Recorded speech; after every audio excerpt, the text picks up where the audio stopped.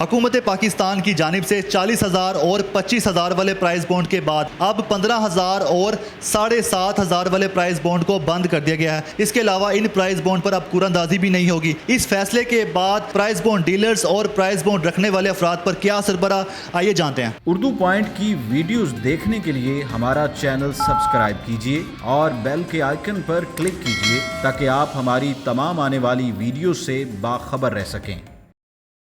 15,000 वाले और 7,500 वाले प्राइस बॉन्ड बंद कर दिए हैं, क्या वजह है इसकी? सर जी, ये हमें तो पता चला है कि ये FATF वालों ने इनसे कहा है और उसके बाद ये IMF ने इनके ऊपर ज़ोर डाल के इन्होंने उनसे मुआहदा किया है और इसलिए इन्होंने इसको एमरजेंसी में बंद कर दिया है किस्त लेने के लिए। 7,500 वाले और 15,000 वाले प्राइस बॉन्ड बंद हो चुके हैं। इससे प्राइस बॉन्ड डीलर्स और जो लोग प्राइस बॉन्ड रखते हैं उन दोनों पर कितना असर होगा? सर जी, ये जो बॉन्ड बंद हो रहे हैं ना, इसका मैशत को बहुत ज़्यादा नुकसान है, डीलर्स को भी नुकसान है, लोगों को भी नुकसान है और इसका जो है ना, इस बहुत बुरा असर पड़ेगा लोगों पे, क्योंकि ये बहुत सारे लोग जो है बेरोज़गार हो जाएंगे। इससे बहुत सारे लोग इसके साथ मुंसलिक थे, उनका रोज़गार चल रहा था।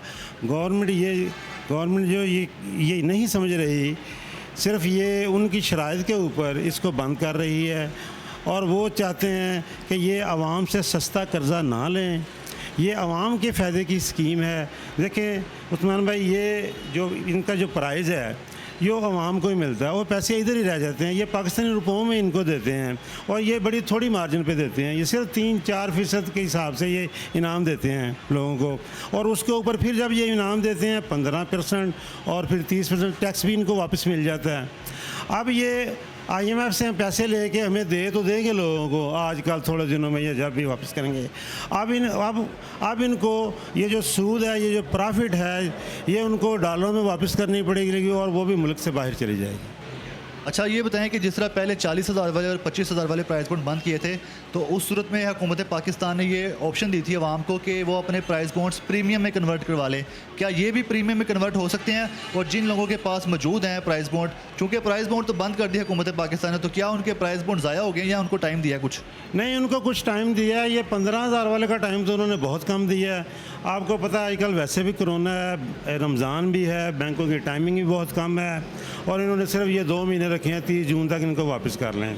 7,500 वाले का टाइम माकूल है, वो दिसंबर तक इनकी वापसी हो सकेगी। इनको चाहिए कि 15,000 वाले के भी टाइम का उतना ही टाइम कर दें जितना कि 7,500 वाले का है। और सबसे ज़्यादा बड़ा जुल्म इन्होंने लोगों ने ये किया है आवाम के साथ कि कुरानंदाजी से सिर्फ 1-2 दिन पहले इनको बंद कर दिया है। 126 अरब रुपए के ये प्राइस बॉन्ड हैं जो 7,500 वाले हैं और 15,000 वाले जो हैं कोई गालबन 190 अरब रुपए के हैं। चले 15,000 वाले की तो कुरानंदाजी अभी 2 महीने पड़े हुए थे। ये 1 दिन पहले या 2 दिन पहले इन्होंने रात के अंधेरे में नोटिफिकेशन इशू किया और ये प्राइस बॉन्ड बंद कर दी और कुरानंदाजी भी कैंसिल कर दी, जिससे आवाम को जो इन्होंने 4 से 5 अरब के प्राइस बनते हैं, जो ये लोगों के पैसे खा गए हैं। हुकूमत पाकिस्तान ने मिनिस्ट्री ऑफ फाइनेंस की जानिब से नोटिफिकेशन जारी किया गया 28 अप्रैल को कि जो 15,000 वाले और 7,500 वाले प्राइस बॉन्ड हैं उनको बंद किया जा रहा है।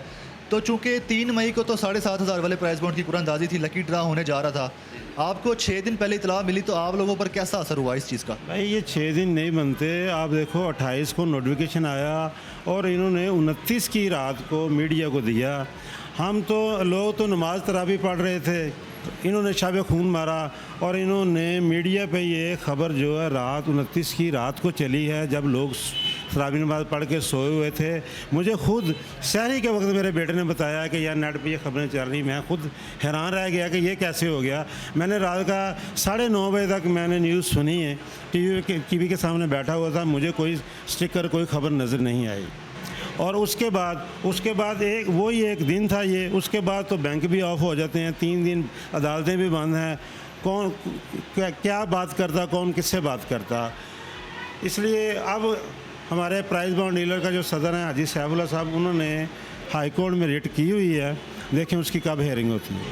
अच्छा, ये जानना चाहूँगा हुकूमत इस कारोबार के पीछे क्यों पड़ गई है? मतलब इसको सिक्योर भी किया जा सकता है तो, लेकिन इसको ख़त्म करना ही तो कोई सोल्यूशन नहीं है, क्या समझते हैं आप? मेरे ख्याल में इसमें एक आधी कबाहत है, कुछ छोटी मोटी है, मगर ये गवर्नमेंट को ये देखना चाहिए कि ये जो प्राइस बॉन्ड है इससे हमारे आवाम को कितना रोज़गार मिला हुआ है और लोगों को कितना फ़ायदा हो रहा है, गवर्नमेंट को कितना फ़ायदा हो रहा है, ये इस बारे में कोई नहीं सोचता। हाजी मोहम्मद आसिफ सहर साहब हमारे साथ मौजूद हैं, जिन्होंने लाहौर हाई कोर्ट में रिट पिटीशन दायर की है। उनसे जानते हैं कि क्या अदालत का दरवाज़ा खटखटाना बहुत ज़रूरी हो गया था। गुजारिश ये है कि हम अदालत में नहीं जाना चाहते थे, ये हुकूमत की नेग्लिजेंसी की है जिसकी वजह से हमें अदालत का दरवाज़ा नॉक किया गया। क्या समझते हैं कि कुरानदाजी होने जा रही थी और 2-3 दिन पहले आपको इतला मिलती है कि ये प्राइस बॉन्ड बंद हो गए हैं और इसकी कुरानदाजी भी नहीं होगी, उस वक्त आप पर क्या तासुरात हैं, मतलब आपके ऊपर क्या इफेक्ट आया था इस बात का, इस खबर का? दुख तकलीफ इस बात की है जिसकी वजह से मैं अदालत में गया हूँ। पाकिस्तानी अवाम ने बहुत सी उम्मीदें लगाई थी इस कुरानदाजी के ऊपर कि हमारा इनाम निकलेगा। 126 अरब की तकरीबन पाकिस्तानी अवाम ने इन्वेस्टमेंट की है 7,500 वाले प्राइस बॉन्ड पर।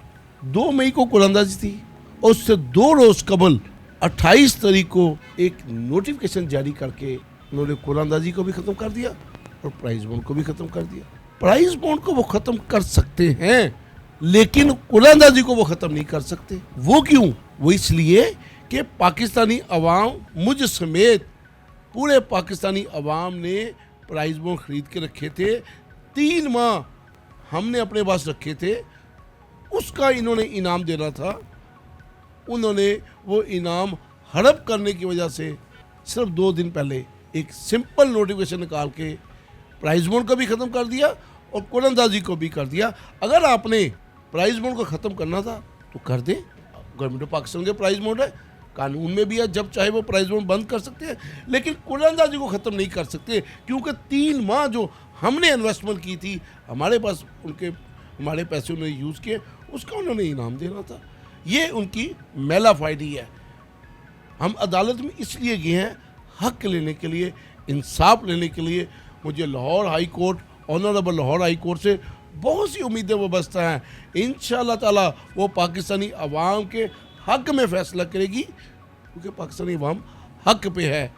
ये इन्होंने बिल्कुल पाकिस्तानी अवाम के ऊपर, इनके हक पर डाका डाला है।